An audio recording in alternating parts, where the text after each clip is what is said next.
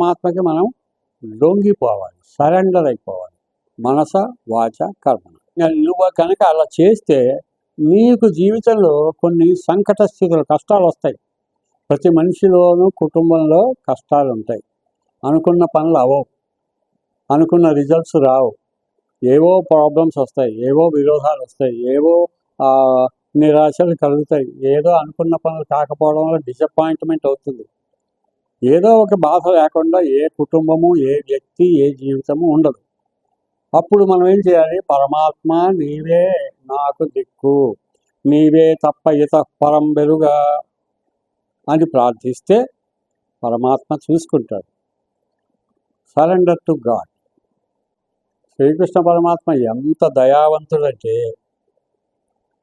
నా మీదే అన్ని వదిలిపెట్టు అని అన్న తర్వాత చాలా ఎంత దయ అంటే